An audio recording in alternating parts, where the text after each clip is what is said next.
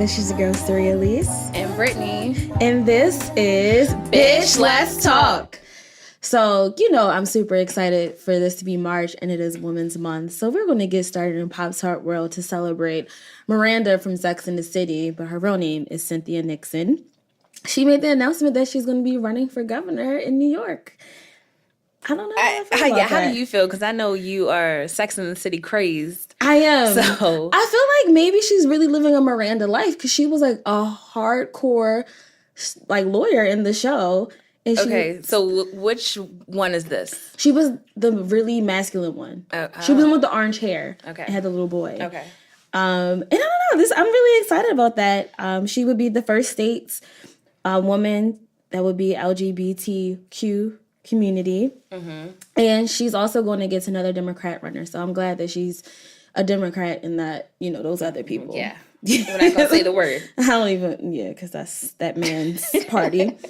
And she's actually been an advocate for some time. She really is an advocate for public education. She grew up in New York. She's a true New Yorker. She's also was an advocate for school education as far as because Bloomberg was cutting the budget and stuff like that, which is completely shitty. But so she actually has a background. Yeah, she hasn't been in pure politics. She's never been a delegate or a senator, but she's been fighting side by side with people, which I think is so important because, and the people who feel some kind of way, and you didn't feel no kind of way about Arnold Schwarzenegger, or the current president. So I feel like anyone can be Richard Nixon.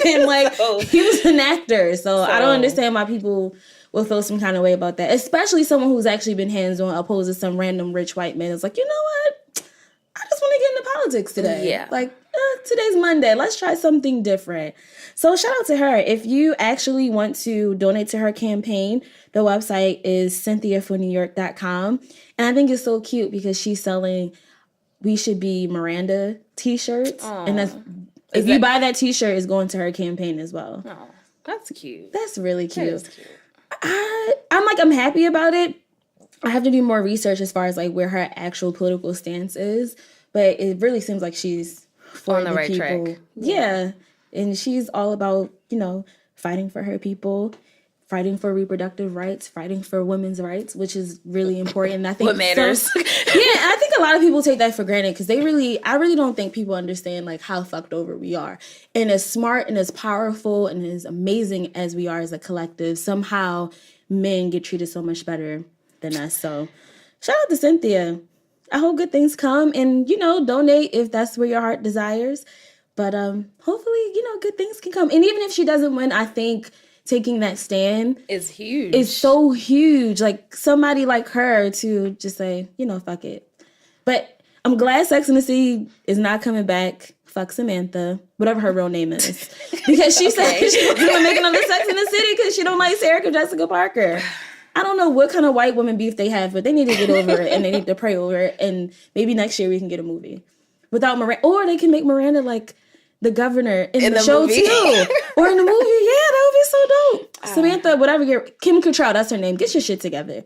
Stop being petty. And Sarah Jessica Parker, get your shit together because I feel like you probably be being messy too. So shout out. Hope good things come from this. So on to more exciting news. I'm really, really excited about this. So Salvation Army will be opening a nonprofit grocery store in Baltimore. So it's going to be here with us. And they're going to be opening up a very healthy, nutritious market in a food desert, which is considered areas that do not have the luxury of having a Giant or a Safeway or any other supermarket that is suburban. It is a luxury because we take that for granted. Because if you look in Baltimore City, it's literally 5 miles till you get to an actual grocery store. All they have is 7-Eleven and these mom and pop corner stores, which is just a whole bunch of unhealthy shit. So it's from the Doing the Most Good organization, DMG, and they will be providing local residents nutritious food, nutritional guidance, and meal planning with workforce development. They do want to open more grocery stores in other cities nationwide. but they want to see how good this does. So I would definitely say go in, support, shop. And it doesn't necessarily have to be just the local residents. It's for anybody, but it's placed in that certain area for people to get really healthy meals. So I don't know how I feel about this. What? So I don't know. Anything like Salvation Army Goodwill, I'm thinking it's like hand me down, like the beat up and bruised fruits and produce. And it's going to be, allegedly they said it's going to be fresh. They're going to have like a deli person. Of like the meat that's like, going to expire in like 2 days. Like, I don't know. I mean, we would just have to like go check it out. I feel like I feel like they mean well, and then the location is gonna be. But it's not the Salvation Army that is donating; is doing the most good. This is their project. I think Salvation Army is providing like the space. It's more like a partnership more so than anything. So it's gonna be near like the old shit. No, so I know the location is in Waverly. If you're in Baltimore, it's in the Waverly Shopping Center. For those who want to visit, the address is 400 East 29th Street, Baltimore, Maryland, 21218. The mayor, they just opened maybe like a week ago, and they just cut the ribbon, and so it's like brand spanking new. Okay. The warehouse is like over 7,000 feet, so it's huge. So I'm gonna just check it out because I really feel some kind of way. You're gonna go? Yeah, I'm gonna go and buy food. I didn't say that. I'm just going to say, I want to check it out. I might buy food if it's stuff that I like to eat, but I got to check it out first. I just want to make sure it doesn't have like dented cans and people getting like fucked up ass food. Because I would be writing to a lot of people because that's trifling. That is so trifling. So I guess we'll see. Yeah, DMG, I hope you doing the people right because that would make me so fucking upset. I'm going to go down there though and check it out. So Jay-Z's Roc Nation is investing money in a jail reform program called Promise. Promise is an app that gives an alternative traditional model to incarcerated people for their unpaid bail. I'm so excited. Whoa. I remember him talking about this maybe last year about, jail and how, because I know he did the Khalif Browder story. And so I feel like the jail reform program is something that he's pretty passionate about, especially doing that type of story in Rikers Island and how terrible that fucking place was. So the program will work with people charged with crimes, offering an alternative pretrial incarceration. It follows 3 stages, which is intake, support, and supervision. The first step is assessment of care. Second step is matching them with care coordinators. Last step is assessing the progress. So, and all communication is via the app. So I'm really excited to see that. And I know there were some other investors as well. They have come about $3 to $4 billion that they have all invested in to get this up and running. But I think this is really important because essentially jail is supposed to be to change people. And and it's sad that when people get out of jail, they have no resources, no income. They can't get a job. They can't do literally anything. And so it's like it's set up for people to go right back in. So I really hope that this actually gets off the ground and like really helps people who are trying to better themselves because that's super fucking dope. Shout out to Jay-Z, just per usual. It just makes me so happy. That's why he's my favorite rapper because it's deeper than rap. It's all about, whatever your gift is, it can take you so many places. And now that he has real money, you can open the doors for so many other things. So that is super exciting. So on to some messy news, which I thought this situation was completely hilarious. Vivica Fox is releasing a new book called Every Day I'm Hustling. First of all, the title. We started off on the wrong foot. No. You're really giving your age. Like, she's going to open up about her sex life with 50 Cent. First of all, they dated 14 years ago. Now, how good is this dick that 14 years later that you still gotta talk about the dick? Now I want to fuck 50 Cent and I don't even find him attractive because if you got dick like that's life-changing. 14 years later, you still talking about it. Not only you talking, but bitch, you about to publish it in a damn book. That's some bomb-ass dick. And little blue pill turn into ordinary dick and bomb dick. That's what, and that's funny. That's what 50 Cent said. He said, I did take a blue pill and put her ass in the Matrix. I don't even know what to say about this. So there's a little excerpt in the book where she actually explains how being with 50 Cent made her feel some kind of way because she always wanted sex and he didn't, and she was always in control. This sounds like rape. Like, I don't know. Like, this, he doesn't want it. He doesn't want it, but... And she always took control. Yeah. It just sounds like thirst. Like, it just sounds like so much desperation. But I guess she... because she enjoyed it so much, she just wanted it more. But this is the same person that said the nigga was gay. So is he gay, or did he fuck your whole pussy up to make you talk about that shit 14 years later? Like that doesn't make any sense to me. So she's like, oh yeah, we squashed the beef. So I'm like, that's probably why she was acting crazy, because she was a fiend. Addicted. Shout out to 50 Cent for having some, like, the real magic stick. Like, the song really is an imitation of his life, because that is horrible. And I really feel, because he was being petty, and he was on Instagram, and he was like, yo, if it was the shoe was on the other foot, like, I would be a creep. Like, if I was talking about a woman's vagina 14 years later, it would be a problem. And it's fucked up because she's a female. She can say basically what she get want. away with it. Vivica, first of all, I need you to go on the show Botch, because whoever touched your face did a horrible, I haven't horrible seen her job. lately. Oh my God. It's so bad. And she's gorgeous. Like, she was a gorgeous woman. Yes. I don't know what person talked her in to looking like one of the people off the circus, but her lips. Bad. It is. She needs to be on Botch. She needs to get those 2 doctors, go on E, maybe not show it was you, but find those people that fix fucked up surgery so she can get on track, because her face looks horrible. Poor thing. It looked like she was in an accident and they did reconstruction and they couldn't get it back to his original face. That's exactly what the hell it looks like. That's the best way that I can explain that. So shout out to 50 Cent and Vivica Fox. I don't know how I feel about your book. I mean, and it's probably for publicity, like. I think you should just stick to acting or making weaves, because I don't know how necessarily. Does she make weaves? I saw a poster at the beauty supply store. I don't know if she was a model or it was her brand, but I know she definitely partakes in hair.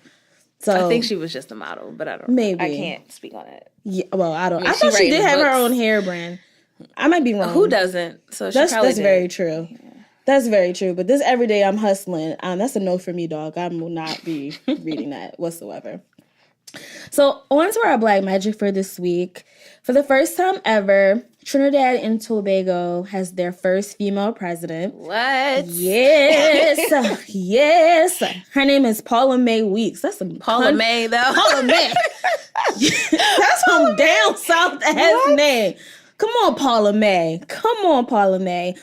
She actually retired as an appeal judge. She worked in public prosecution for 11 years, and then she started her own private practice. And then became a judge in Trinidad of the highest court. So, yes, amazing. honey. 59 years old. I love this. We need people of color in politics, because that's how we change the narrative, these laws, these fucking ridiculous ass policies that are not in place for people of color. So shout out to Paula Mae. I feel like she can cook. I feel like she has to. I feel like she can sing, like, but she don't really sing. She just hum all the time. I can just feel that. But congrats to Paula Mae. I think that's absolutely amazing. And I know she has some challenges to face, because their employment rate is really high, their crime rate is really high. But I have faith that she will work that shit all the way the fuck out, because you being a judge and a lawyer, she's built for it. Like, you gonna get all of that together. So shout out to you, and I hope everything works out into your favor. So on for our panel discussion for this week. As you know, we are celebrating women entrepreneurs for the month of March, which is Women's Month. And this is a dear friend to me. I haven't seen her in forever. But Ev, hi Ev. Hello. Thanks for joining us. She's actually the owner of E.S.T 1988 Decor and Events. How are you? I'm fine. How are you? I'm really, really good. Thank you for being here. Of course. So let me just get started into this. So if you don't know what this title means, E.S.T 1988 Decor and Events, please look it up on Instagram. Literally, her designs for events is beyond insane. immaculate. I love them. Absolutely gorgeous. Like it looks like something you see in a lifestyle magazine or in a wedding magazine. Like it is beyond. There's always beautiful. room to grow, but I appreciate it. I love it. No, I absolutely love it. Thank you. I don't, and it's weird. I don't want to say we're bougie, but I mean, but we like our standards are high. Bougie is my type. Our standards are high. So No, but I'm very, very proud of you because you know how some people say, "Oh, I'm an event planner," and you look at the events and like, ooh, okay. I don't rep that stuff at all. No, and even before getting you here, I would like see your stuff online, and I'm like, Jordan, look, babe, look at this, look at this. We're getting married soon, so you need an event designer. That's what you told him. Oh yeah, but I just was showing him stuff. But I was just showing him stuff, and he was just like, "Oh, this is really, really dope." So I've been following your work for a while, so it is amazing. Thank you. What made you get into this business? The reality that this generation is not going to see like retirement once we get that age. It's not going to be available to us. I don't believe that. I believe those kind of benefits aren't going to be accessible to us. And I think that we've been lied to our entire lives about what we should do to be successful.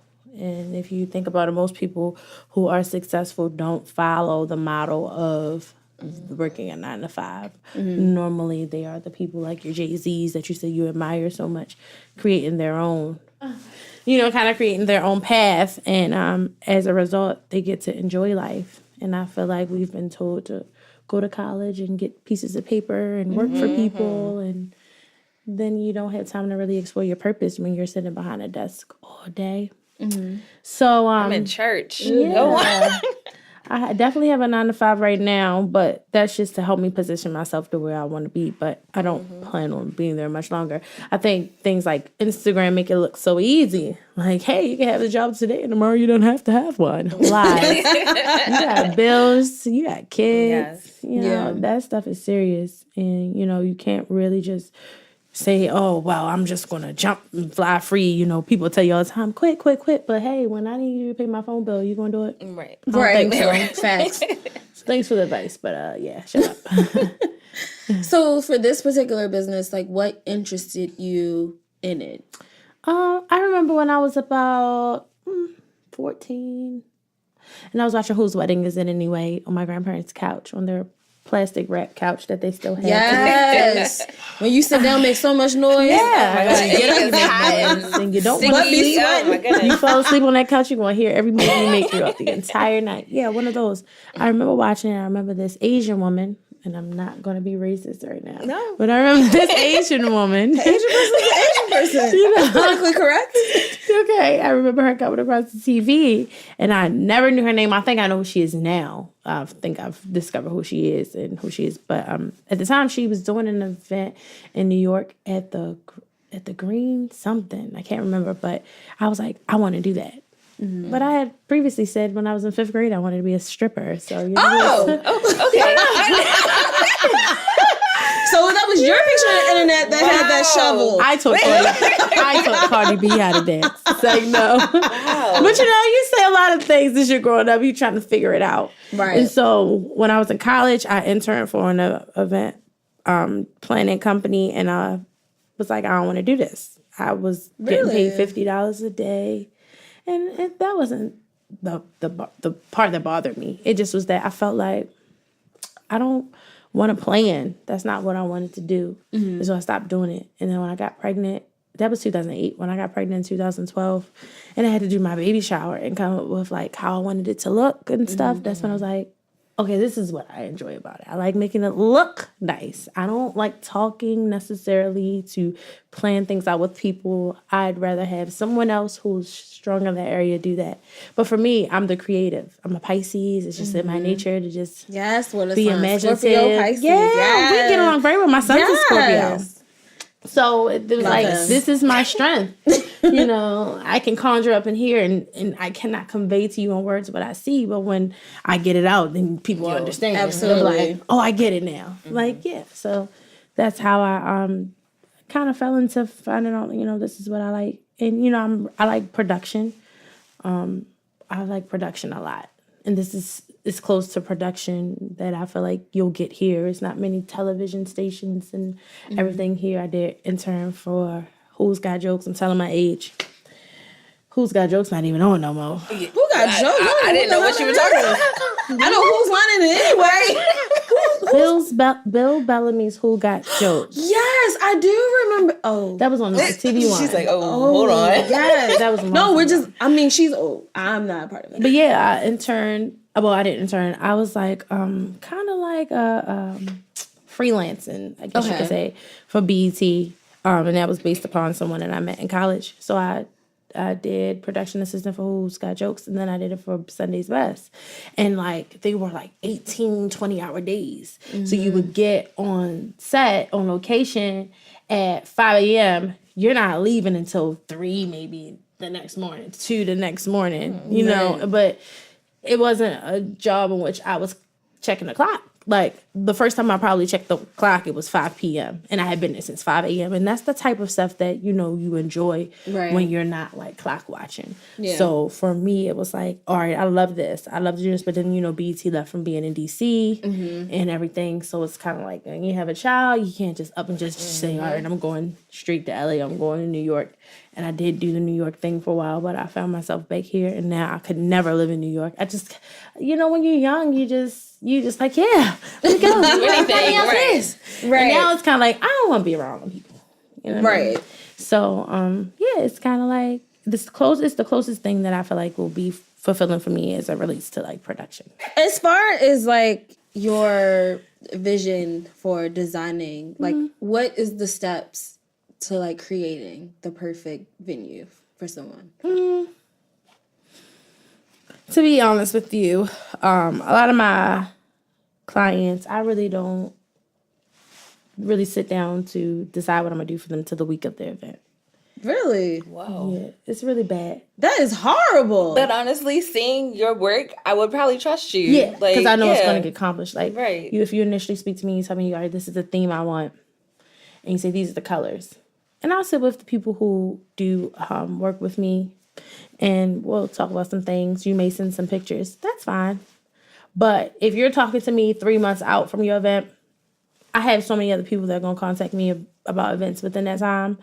It's kind of hard to buckle my mind down to focus. Right. And that's too much time for me to look at too many different things. And, you know, you it's like a wedding dress. Like, you think you like this dress, and you a year out, and then here comes 9 months, and then you want a whole different dress, but now you feel like you're locked into that first dress you got because you already bought it. You already spent your money. So it's for me, it's like I've learned that I'll go start buying stuff, and then closer to your event, I was like, my vision will totally change. I might grow just between that little bit of time frame. I might see someone who I admire's Instagram, or I might see a Pinterest pin, or I might get on Google and see something on Google, an image on Google, and be like, I like that better. Or I might be like, you know what, coins is a little tight. You gonna use what we got in stock already. You know, I gotta draw back because I'm an overspender. I don't like to do the same thing more than once. Right. And so it's like I'll easily blow a budget just because I want to acquire new things. I'm learning more how to save and purchase better inventory than spend all your money on your event. Hey, if there's something that we have here that's going to be helpful for your event and I can recreate it from how it was used previously, I'll do that. So it's kind of like, I don't know, it's kind of like when I'm able to focus on your event, it's normally the week of. I prepare myself mentally. I don't sleep the night before events. Like, if I have an event on a Saturday, I already know when I get off of my full-time job at 5 o'clock Friday, go to Royal Farms and get you some coffee because it's an all-nighter.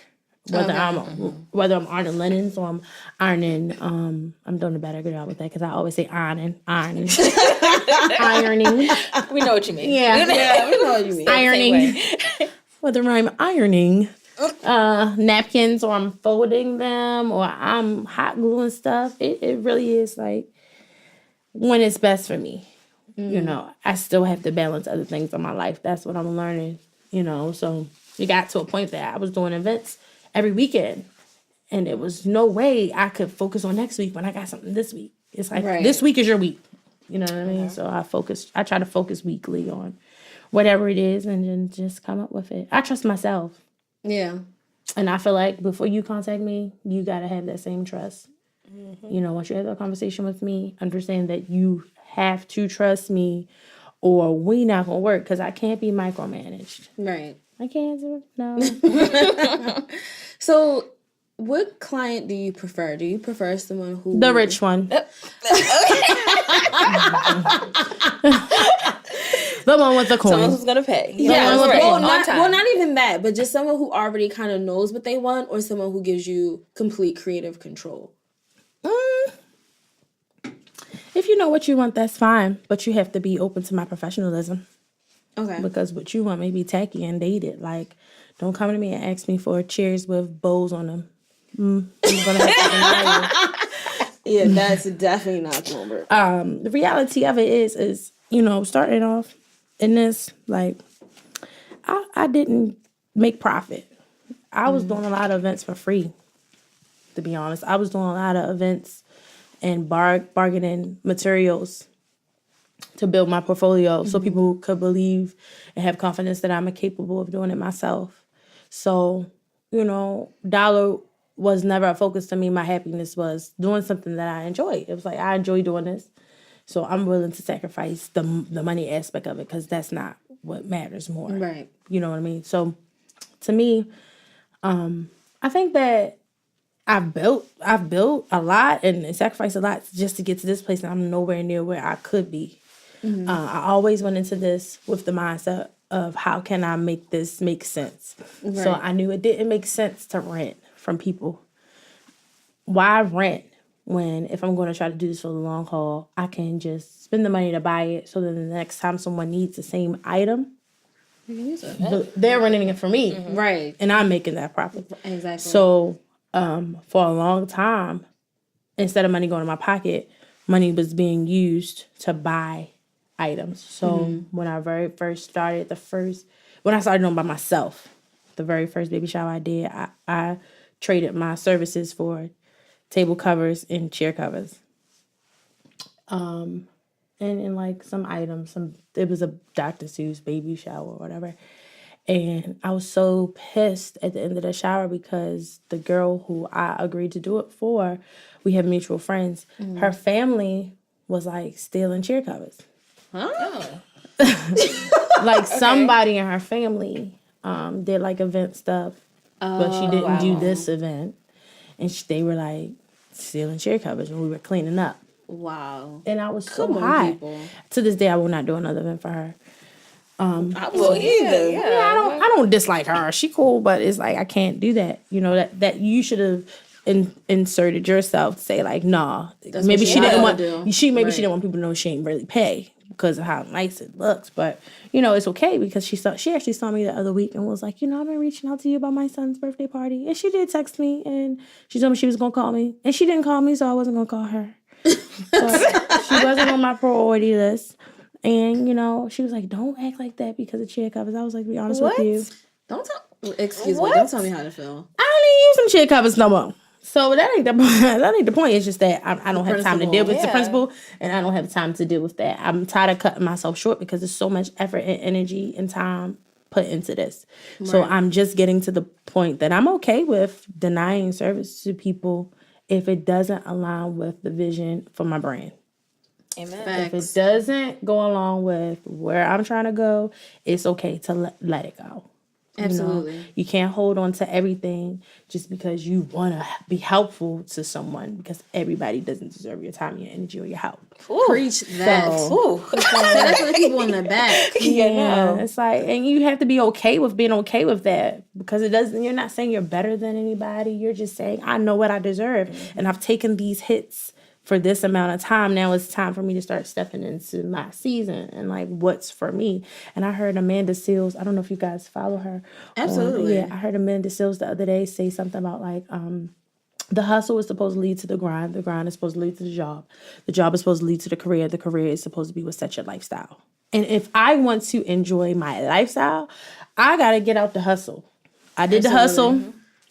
I look at my full-time as the job. I'm grinding, but I'm trying to bypass the job because the job I already have is teaching me a lot. I work in HR. I didn't even go to school for that. Don't know how I got there, but I know it's teaching me how to be a better CEO and know the rules and everything and regulations for having employees. So I'm appreciative of that. It also is a great job that allows me to get a lot of my back end office paperwork done. Shout out to my full-time. I will not say what you are.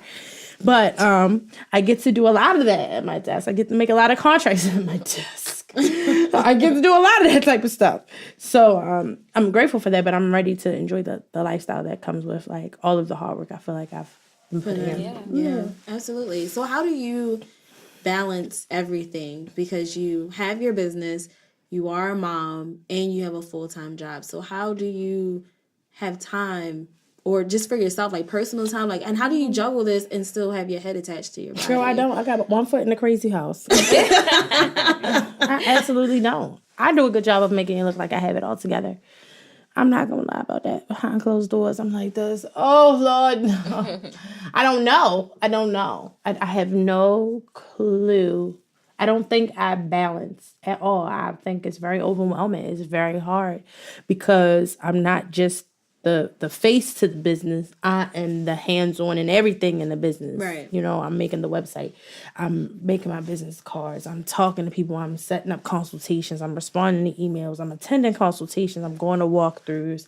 You know, I'm still trying to be mom and trying to make time for my son. Bless his heart. He's 5 years old, but he has a job. If I can't find nobody to watch that ass, you setting up charger plates. That's your job. And he's always like, Mommy, I don't want a job. Well, you're going to get a job today. Life ain't easy. No. You're going to get a job. You want to go to Toys R Us? Oh, okay. Well, going on ahead and put these plates on this table.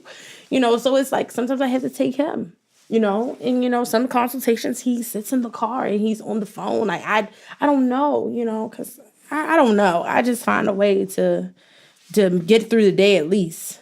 You know what I mean? My head's not attached. But no, in no way, shape, or form is it attached. It's overwhelming. It's to the point that now, like, I'm not gonna lie, I'll be turning down some business because it's not about money.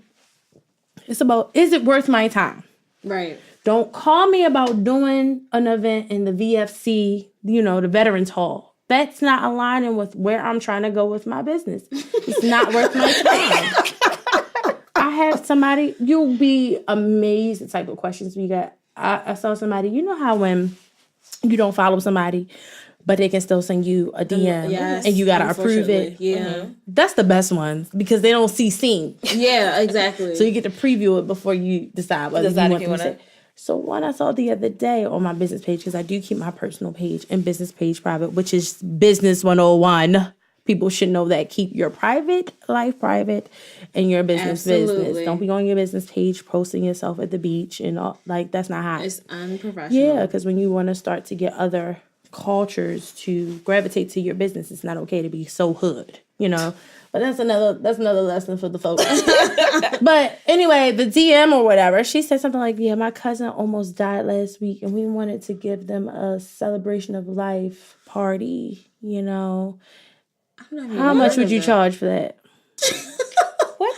I don't even know what that consists of. Well, honestly, I've been telling people we're not taking any events until June. But quite frankly, I'm not sure if they'll make it to June. If they almost died last week. So it's no need for me to even respond because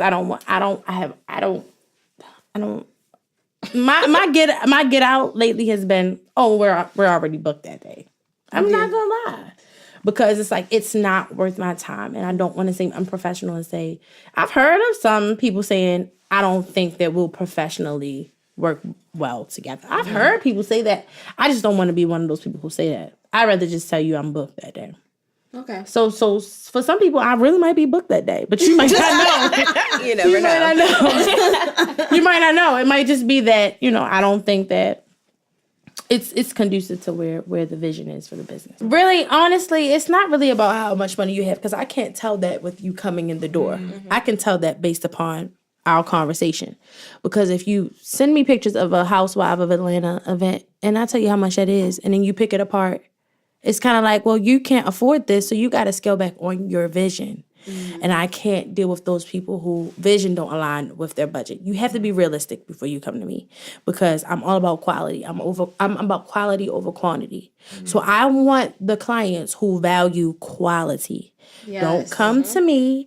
And you pay for quality. You pay for quality. And you'll be surprised our prices are not that extreme. Like I don't know them all off top, but like I know for like 100 guest baby shower, you get so much, and there are some things I want to adjust about it, but we do the linens, we do your chair covers. We're really trying to get to the point where we're only doing Chiavari chairs. That's a whole nother story, but we'll do stretch chair covers. We'll do your candy table. We'll do your candy table backdrop. We'll do 2 balloon columns. We'll do napkins. We'll do charger plates. We'll do guest of honor setting. This is all in a package, mind you. Yes. Okay, this is all in a package. We do draping, lighting. If you get over 100 guests, we throw in the 2 panels of draping and some uplighting with no additional charge. And it might be like $11.50. That's it? For 100 people. That is so much. It's a lot of work because so many venues only give you 2 hours to set up. So you're working on a time restraint. And you have to have enough people to get that done in that time frame. And it's hard. It is hard to really compensate people with their worth. It's hard for me to compensate myself what I'm worth. My overhead, just because I don't have a venue, I still have a storage space. I have the website. I have sideline. You have so many other things you have to pay for outside of that. Those funds. You know what I mean? Yeah. You still have to build your inventory to get better stuff. So it's like, my prices aren't even that extreme. I don't think that's extreme. Not you at know all. what I mean? For 100 people, I don't think that's not extreme. But you can't send me a wedding with a bunch of fresh flowers and think you're not going to get a fresh flowers price. You're not going to get the same thing. I need you to understand why floors are so fucking expensive and why they're still in business. Because you got to pay. Yeah, you have to pay. It takes time. It takes work. So, yeah, for me, it's more so I want the client that's realistic. I was joking about the rich ones, but that would be nice. Really. But not really. But okay. That's like the corporate folk. That's like the corporate people. You know, the corporate people aren't really anal like that. Like I had someone come to me. I'm not going to say what part of the government they work for, but they asked me about a hedge wall, and I'm like, all right. I was like $275, and he was like, the city can afford to pay more. Just round it up to $300. That's my type of client. You telling me to go out. Facts. You know, I love that. I'm like, okay. So it's like maybe I need to get more into the corporate part of it because, you know, this side of it, the unrealistic side of it. This side of it. Yes. Can't help everybody. Right, you really can't. So, for all the events that you have done so far, which has been your ultimate favorite? This is stuff you're supposed to ask me before I start to consume. I can think right now. Like you can't think. You don't have a top, like a favorite, like a top 3. What about the Frozen one? Because that's like one of my favorite. No, that church girl was like from the 1800s. We made it look like something. I didn't even know that was a church. That was a church. That's how amazing it is. I didn't even know that was a church. It hasn't happened yet, but I think this is gonna be my favorite. It's my first one out of state. Woo woo woo! Yeah, like Charlamagne says, drop one of Clues bombs for that.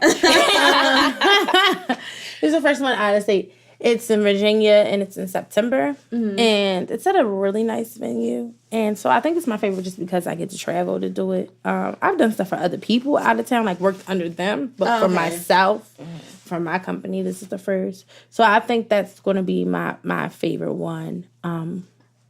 Is it like a party or wedding? It's a wedding. Oh, okay. It's a wedding. It's like something on Osprey's Bay or something. I can't think of the name off the top, so you can always Google it. But it's like on the water. Okay.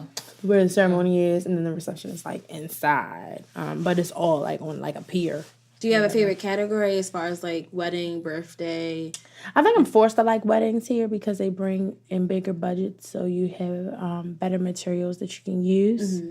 I actually think we're trying to get away from like parties and yeah. I mean, the money is in those bigger events, the weddings. But see, I don't want to be forced to just do weddings. But I feel like when you're here, it's locationality. Like here, you're forced to enjoy that. Like we recently had someone join our team, and she's from Jersey. And when she interviewed with us, she was like, I just don't want to just only do weddings. We don't only do weddings. She wants to be creative, but I think that doing a like DIY and being creative gets overwhelming and exhausting because you have to put so much into it. Right. You know what I mean? And a lot of those things, sometimes you can't even reuse. Mm-hmm. Whereas with weddings, you're using a lot of glass, you're using a lot of candles, you're using a lot of, so you can reuse those items and you don't have to do so much footwork. You know, it's a lot when you got to make one trip to Michael's and you can't get all your materials there, so now you have 5 of them Michael's around the state. I've done that before. I've driven all the way out like Silver Spring for stuff that the Michael's down here didn't have. No. So it's like, I don't want to keep doing that. So I kind of want to more so get more into the corporate side, more the bigger production. Yeah. Like our style was very inspiring to me this year. It was at the Four Seasons, and the company that did it. You know, for me, this is a great thing to touch on. Like, I really believe in supporting Black businesses. Absolutely. Mm-hmm. So I don't mean to bring race into it, but I can't help it. You know, I'm Black. Yeah, I can't. I support my. I can't help it. It's important. When I'm forced, like, it's only one African American beauty supply store in the city. Y'all know about that? Yes. Yeah. So that's something I'm forced to go to the Asians for because I'm not going to always drive over on Charles Street. Yeah. You know what I mean? So I'm forced to sometimes buy Chinese. If you know what I mean. Buy Chinese. I'm gonna buy Black. I gotta buy organic. We need more stuff, so to have more options, so it won't be such a disservice to drive so far just to get one item. Yeah, exactly. I mean? So it's kind of like, but for my business, it's like I'm very aware of the fact that I have the power. We all have the power with the dollar. You know what I mean? And we just let that go. So easily, it's like, it's so weird that we've been looking for a venue lately, and we went to this one place down by the casino off of Russell Street. It usually actually be a oil refinery or whatever. I guess that's the proper name for it. They used to turn coal into oil before we started drilling and stuff back in the 1800s. That's what this building was for. But this white guy bought it, and he was like, one of the biggest houses in Federal Hill, and he drove like this yellow Corvette, and he had coins, and we were talking, and he talked about his wife was an oncologist at the University of Maryland, and he was like, I bought the house next to me, and he said the house was only 8 feet wide, but he made it his wife's closet, the whole next door house, and he said, well, my wife. I know, that's what I said. So he said my wife has to deal with having patients for 4 months, and then they end up in hospice. And he said, so, if I can make her day by making sure she has this safe haven, then that's what I'll do. And I was with one of my male friends at the time who actually does like sound and lighting. So I don't know if he automatically assumed we were dealing with each other, but he was like, when he asked him, like, wouldn't you want to do anything for her? And he asked me, What kind of woman was I? He said, my wife's a Louis Vuitton woman. What kind are you? I was like, none. And I'm like, I sound real broke right now. But the reality of it is, I'm not interested in making the richer rich. I'm just not. Like, what kind of woman am I? That's the type of conversations y'all have amongst your folk. Right. No. I ain't in the fashion. I ain't in the fashion, sir. I'm not in the fashion. That's what I had to say. He was, well, what are you into? Wine. But you don't want to say that because they want to, like Don Pettiano. Oh, he said, he went to the vineyard last year with my... See, why you gotta degrade me and everything I say? I can't keep up with you, sir. I can't keep up with you. I'm going down to the liquor store on the corner and I'm getting some Riesling. I'm not going to the vineyard and make my own wine. So, for me, it's kind of like I have to know what's a value to. I'm not trying to make the rich or rich. I want to support Black businesses. Absolutely. I want to support us because we're not supporting us enough. We're not. And we could all come up if we were doing that. So absolutely, that's big for me. So, question, I know you're probably going to look at me crazy, but how would you, if you decorate events and you do all of this, how would you feel about doing like interior decorating? So if somebody say, hey, I have this plan for my house, I want you to do the entire thing. Would you be interested in doing that? I actually reached out to someone recently about staging. I wouldn't mind getting into that, but I think that there's this young lady here. Hey, y'all follow her, AA something interior. I have to show you her Instagram. She's like really good. Like she recently did one of the Housewives of Potomac. Oh, okay. Dixon, whatever one last name is Dixon, a real light skin one or whatever. She did her house. I don't know. She did her house. So, you know, I'm kind of like, oh, yeah, that's her thing. She recently got a built-in and all that. Like, you see people on Instagram and you know that, you know, certain people have certain lanes. So, I don't know if I would necessarily want to cross in that and become someone's competition who's already doing a great job building here. Right. You know, for me. But it can always be more than one. Everybody can eat a piece of the pie. You know what I mean? Yeah, I think everybody has their own blessing in whatever they do. And for me, I don't know if I'm at the point that I'm ready to not stop focusing on event design to cross into that. I would eventually, once I feel like I follow people like Lily B. Like, real talk, Africans is getting it when it comes to the design stuff. Like, I've heard people say they have like a community of people that put in money together, so that's why their budgets for weddings are so expensive. They have hundreds of people that comes to their events. You know, they really put money, especially Nigerians, put money into that. Right. You know, so the people that I look up to that are on that level, I'm nowhere near that yet. I'm not where I was, but I'm not nowhere where I can be. And it's like chasing a mouse, because the mouse always going to move. And as you're moving, you may be getting closer to where they were, but you're not going to be as close to where they are. Still moving, yeah. So it's like, I wouldn't be opposed to tapping into that, but probably just not right now. Yeah. That's the easy way to say it. Not right now. So I know a lot of people are really good at decorating and putting stuff together. She's sitting right next to you. I do. I've done like a baby shower or two. But for family, nothing like, you know, crazy. Yeah. What advice would you give to people who are interested in doing event designing? My advice to anybody who is interested in doing anything is just do it. If it's for you, it'll sail, and if it's not, you'll sink. That's the easy way to put it. You know, you'll sail or you'll sink. Either way, you know, and if you sink, guess what? The Titanic sunk, and they're retrieving things from the bottom of the ocean. It's always something that can come back and rise to the top. All you gotta do is just swim your way back up to the top. And find something else to do. Find your wooden door. Right. Don't do that. That's Don't be like Kate and let Jack sing. Yeah, and don't be afraid to ask.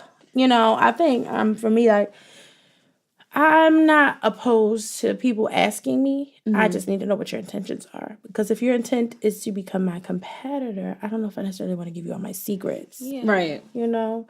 But I don't mind helping people. Do you have interns or anything? I don't really feel comfortable allowing people to work for free. Okay. I have to compensate you somehow. And you were talking about your team. How many people are on your team? Well, now it's me and one other person. Last year, we started off with 4 of us. One girl, she was kind of overwhelmed because she was doing weddings and stuff outside of this company. Okay. And stuff started happening. She had a husband and 2 kids, so stuff started happening with her family that she kind of like fell off. And then my other friend was doing it, and she didn't have a job at the time. So this was kind of like her way to make money, and I was paying her. Like, when we were booming one month, we had like a week event, like every weekend. Like, she was cool, but she got a job. So she works all the way out, like Bowie, out that area. So it's a lot to drive all the way down here for stuff, for meetings, to discuss events and stuff like that.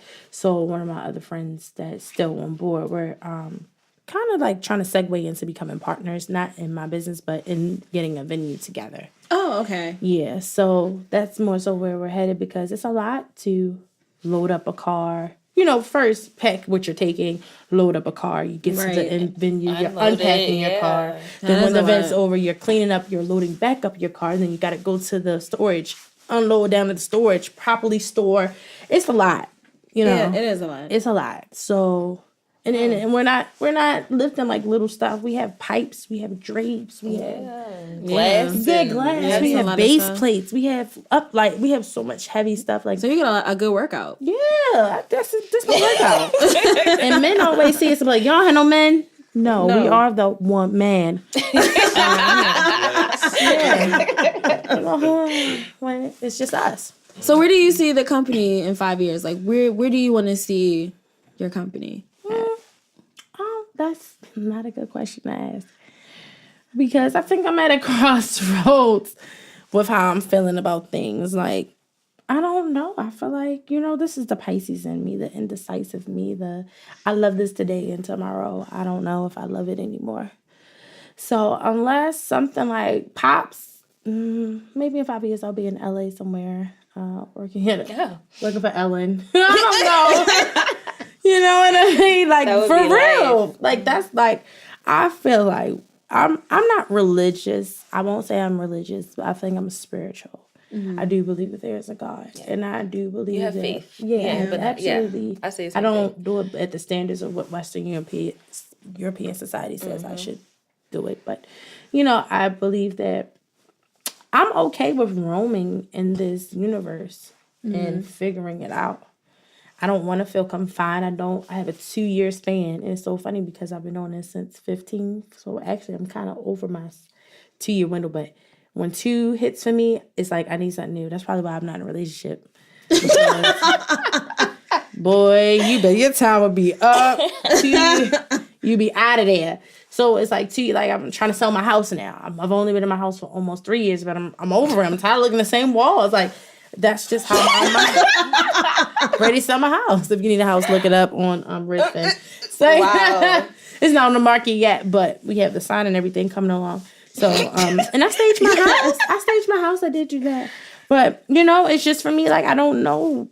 I can't say where I'll be in 5 years. Like, I will hope that I have something happen for me that makes me fall in love with this the way I was at the beginning. Right. And, it's like when you do anything all of the time, it starts to become just like repetitive. Yeah. It's like, okay.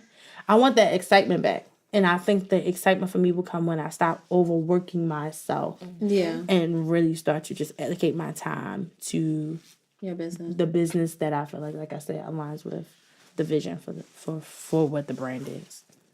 Yeah, okay. So, I don't know. Well, you're over 2 years, so I feel like this is it. But just don't quit yet because I need you for my engagement, my baby shower, my wedding. I'm not saying I'm going to quit. It's just that I'm not going to overwork myself. Okay. No. And I think that's you good. Shouldn't. Yeah, because stress kills people. Mm-hmm. Okay. It's like I can't. I have to do something that's going to get me to the next level so I can hire the right people and have the right people in place so that I'm not the one that's handling everything. Yourself, yeah. So you have a nice team. Yeah. So I think that's why the focus is. And I'm not saying I'm giving up. I'm not saying like I'm done, but I'm like, let me find a way to balance things, like you said. Mm-hmm. I have to balance things better, so that's why I was like, let's get a venue. If we have a venue, we can have someone at the front desk. We can have someone that's triaging. We can have someone that's answering phones. So then they're not just for you. Yeah, they don't just have access right to me. Because remember, I'm just the creative mind. Right. So handling all the other stuff is kind of like throwing my creative out of whack. Right. You know what I mean? And it's like, let me flourish. I think that one thing I learned from my job. Now, have either of you taken Strength Finders before? No. I've heard some people at Morgan who've taken it. It's actually like a survey online, and it's a book that you can read as well, but I didn't read the book. They gave it to us, but I didn't read it. But I took the survey online, and the survey will come back to you. You can determine how many results you want. And I think out of 30, we got our top 5 out of 30 strengths. And so you know how you at a workplace and you go through like a evaluation or make your review or whatever with your boss, and your boss will consistently tell you like what you can do better, right? Mm-hmm. This actually is the opposite. My boss thrives off of finding what your strengths are and finding a way to incorporate your strengths into the workplace. Okay. So we'll take the test. Like mine's like positivity, responsibility. I can't remember the other 3. But once she gets the results, she'll sit down and say, hey, these are your strengths. Let me figure out how I can tap into your strengths while you're here. So that's a great approach. Shout out to my manager. She's bomb. More managers should be like that. Take notes. For real. Yeah. So I'm more into, just knowing what my strengths are and not trying to make myself be something. I'm not a planner. I can plan. I can plan. We do day off coordination, but that's not where I feel like I'm like a butterfly. Right. You know what I'm saying? But in the creative realm, it's like no ropes attached. It's free. And you thrive off for like last minute pressure. I get it. Yeah. I completely understand. But thank you so much for coming and joining us. What is the best way like people can? One, you got to see her shit. Like you have to really see her stuff. I'm dead ass serious. So, what's your social media stuff? Social media is E.S.T 1988 Decor and Events. The website is the same.com, and then the email is info@est1988decorandevents.com. Yes, please check her stuff out, and you'll see why me and Brittany are like, in yo, love. Absolutely. You gonna play my stuff? You gotta play all my stuff though. If I'm here and not what if you might be in LA? Right. That's that's what I'm got a couple years. I got you. Oh, bitch, I'll fly you out. And who said I'm gonna be here? There's the rich one. There's the rich one. And who said I'm going to still be in Baltimore? I might be LA with you. Touche. Okay, girl. I'm wherever you at, girl. But thank you so much for joining us. I wish you nothing but success in your business. I know you'll be completely fine. I have faith in you because you've made it this far. So I appreciate that. And the work is literally impeccable. So please check her out. And if you want to get stuff done, she might tell you she booked. Yes, bitch. You don't hear that, baby. Yes, hopefully bitch, let's talk. Get that excerpt. Bitch, let's talk. But thanks for having me. No, not a problem. So for our Ask to Read for this week, Sandra asked, she had a situation. This is so bad, but it was so funny to me. I'm sorry, I actually laughed. Sandra, don't get mad. So Sandra lives upstate, I would guess, because they recently had a bad snowstorm, and her next door neighbor, who's not only attractive, but she is very single, asked her husband to shovel her driveway. And she did pay him for his services, but she felt some kind of way about the neighbor and her husband. Girl. If you shut your insecure ass the fuck up, Sandra, when you were single, what the hell did you do? Right. What would you do? Because I hate shoveling. I've paid people to shovel. Like, and these little kids are so damn bad they don't even shovel anymore. You don't even have the neighborhood kids that come and knock on the door and shovel anymore. So it's like you got to catch somebody if they outside and be like, I'm going to pay you. Like, And I'm wondering if she's asked for other stuff before. I'm assuming not. But I'm like, why would you feel some kind of way? And the fact that you added that she's attractive. Yeah. That's smell insecurity going on. I smell some jealousy. Unless it was something, in the past with them. But it doesn't seem like that. Seriously. But like, she's a single woman. She probably seen your husband out shoveling y'all driveway. And she probably just asked like, hey, do you mind just doing mine? The fact that she's single and like, but... And what if her husband was a doctor? What if she was married and her husband was out of town and still asked? Would that have made a difference? Whatever reason why you feel like this woman is so much better than you. Or is a threat. Like, girl. I have no... Sandra. I probably just like paid for your lunch for the week or something too. You too old to be feeling this kind of way. Sandra, you too old. No. You too old to be feeling like this. No. And you need to have a conversation with yourself, not your husband. And not the neighbor. And whatever feelings that you have... They are just so irrelevant because that's just introduced each other yet? The neighbors, you didn't do like the neighborly thing. Like, but I'm assuming that they did because I really feel like no one just randomly goes to her neighbor and asks for something for the very first time. So maybe they say hi, maybe, and she knows that she's single, so obviously they had conversation. Yeah. So it's like, what's your beef with her? Yeah. And it's like, would feel some kind of way if she asked you to do it? Would you have preferred that? Because then if she would have asked you, would you think she's trying to smash, or you just think she's a woman who lost her fucking mind? So you would be okay with that? I wouldn't care. You feel some kind of way about that? Baby, we gonna be able to stuff together.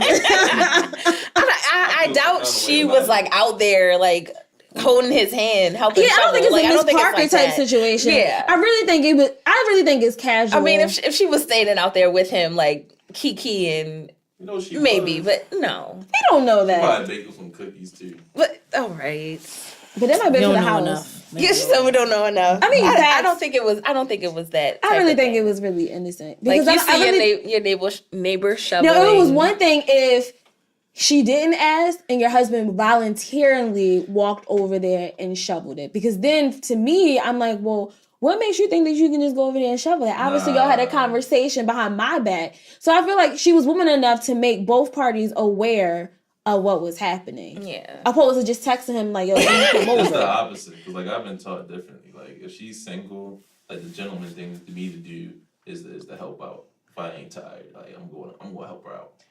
Okay, regardless of her age. But you want to ask your woman first, right? I'm gonna let her know. Right. I just feel like if I was gonna ask somebody's spouse, I'm gonna ask them if it's cool first. This woman, you would go to the wife. I would go to the wife, like, hey, I don't know nobody. Do you mind if he could and get her? Okay, so it's that all should be the way. Yeah, I think so. Yeah, I mean, if he already out there shoveling and I see it. Like, we make eye contact and I see the pitiful eyes. I'm like, oh, you're going a little too deep. Yeah, I ain't talking no about one cares about that. All I'm saying is, if somebody sees somebody outside and and that person knows that you don't have anyone to actually help you, I'm assuming she doesn't have kids to like slave out there for her. So the fact that you know feel like I hate shoveling. Like, right. And if I have the money to pay somebody else, I will do it in a second. If I had a hotline to call, I would just call them. But who the fuck do I call to get someone to shovel my snow? Well, my neighbors did it for me, but they two gay men. Because they know I want them. They want my car everything. But if they weren't gay, would it have made a difference? If they weren't in a relationship, no. But if they're in a relationship, I kind of feel like I want that woman to be comfortable. Because, some women people are like Sandra and have a problem. And some women are more attractive to men who are taken. Yeah. Oh, I mean, that's true. Yeah. So it's kind of like. But I don't think the snow would perpecate that. I think that would. Like, I don't think he's like dropping dick off after he finished shoveling. Like, it's not. You got cabin fever. You like, there he go. Cabin fever. You've been watching a little too many Lifetime movies. You be like, there he go. Hey, neighbor, I need a shovel. Man, I've been shoveling single ladies driving since 13. I mean, yeah, okay. but I feel like. Personally, I don't care about stuff like that. Sounds like he got a story to tell, but okay. My thing is, if you want to cheat, if you want to cheat, people going to cheat. There's nothing you can do to stop that from happening. And I really feel like if somebody knocks on your door and confronts your husband, I'm assuming that you're there too, because Black women are nosy. Sandra, I don't know what race you are, but we just call you Black today. And if somebody was to come to your house, both of y'all, I'm pretty sure if you're not physically there, you can hear. You can hear, yeah. Because ain't nobody more... Baby, who had to do it for us? Exactly. Let me put my robe on. I'm coming down. Exactly. Ain't no here. I'm going to be right there. So, Sandra, I honestly... I mean, I'm not... You haven't given us details to say, like, if there were some previous events, but I really feel like this is pretty...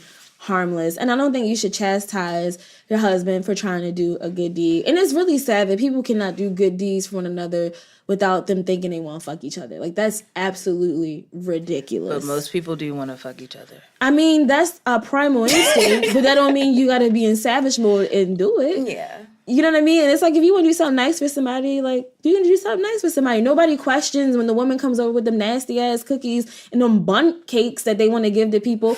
So why are you going to question someone that just want to shovel the damn snow? So, Sandra, I honestly think you're overreacting. I really do. And if you really want to have a conversation with your husband, be nice about it. Don't curse him out, but just explain your feelings in a way that he can understand, where he's not easily offended. So no, nigga, don't do none of that. Don't do that, because he's gonna shut down. Don't even talk to this man about this mess. This is nonsense. Like, no, but I think it's important to let people know how you feel. Even if you agree to disagree, at least if something like this comes up again, the situation be handled differently in a way that the both parties can feel comfortable. Mm-hmm. So even if she's like, hey, I know this might sound stupid, but I felt some kind of way when you shoveled that woman's snow. And whatever his rebuttal is, whatever, but go into that and let people become aware of their mishaps so they have the ability to change. So you don't go off on him. But if it's a mishap for her, that means there's going to be other mishaps. So next time when somebody snow and she asks, you're going to be like, I can't do it. You're going to ask somebody else. Or here's a number to the state to get somebody for the snow removal people. If she really feels that strongly about it. Yeah, obviously she do. She just wrote to my ass. So I honestly, I think it's harmless. But if this is really making you feel some kind of way, I would definitely say, please talk to your husband in a respectful manner, and no yelling and cursing, but just express yourself where he can understand. So I hope that situation works out, and don't beat the neighbor up, and don't put no poisonous stuff in, like, neighbors like to exchange things. So if she asks for some sugar or milk or something like that, like, don't be nasty. Because it's spring now, so you don't have to worry about this for another year. So, these are next year problems. Your relationship hopefully lasts until next winter. Hopefully. Well, if she keep this up, we'll see. So, shout out to Chandra. I hope that works out for you. So far, words of wisdom this week. It is, take the criticism seriously, but not personally. If there is truth or merit in the criticism, try to learn from it. Otherwise, let it roll off of you. And that is by Hillary Clinton. So a lot of times, people think that everyone's a hater. But let me tell you something. No, they are not. Some people are really giving you criticism so you can be better at what you do, become a better person. And so just like she said, like, if there's no truth and merit to it, brush that shit off. Don't let it bother you. But if it is some merit, value that. Listen. Value that, especially from your OGs. A lot of time, people do not respect the old head. And you need to, because they live longer. They know what they're talking about. They've experienced more shit. Yeah. So I definitely love criticism, whether it's my personality, whether it's for the show, just anything, because this can help you grow. And you don't want people to kiss your ass all day, because you're not going to grow from that. It's going to make you very complacent and very cocky and very ignorant. So I respect all those people who have a solution, because some people will critique you, but there's no follow-up. And that's a big issue for me. So it's like, hey, I don't like this, but instead of doing this, how about you do this? That's where growth comes into play. But when somebody say, oh, I don't like it, well, how can I change it? Oh, I don't know. Then what the fuck you telling me for? See, those situations that you gotta let roll off your back. Don't curse them out. Just say, okay. Everyone loves the good okay. So I would definitely recommend take the criticism and really, decipher what is going to be good for you or not. So, and Hillary Clinton, unfortunately, she lost to that orange person, but she was the first lady, and she was Secretary of State, and she was the Senator of New York. So, shout out to Hillary. Mm-hmm. I want to thank each and every one of you for coming. Ev, you better design my stuff. I've been plotting on you for a couple of months. Yes. She will find you in LA. I will be waiting for you at the door. Do you understand me? No, but please check her stuff out, and please contact her for events that you have a budget. Let me say that again, a budget. A realistic budget, So don't come to her and you po.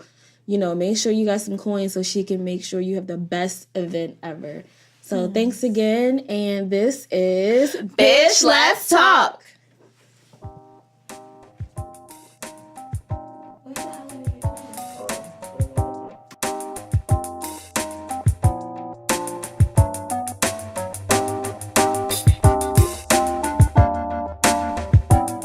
If you can't get enough of Bitch Let's Talk, you can always follow us on IG and Facebook at BLT Podcast and on Twitter at Bitch Let's Talk. If you want more content and updates on the show, you can always go to our website, bltpodcast.com.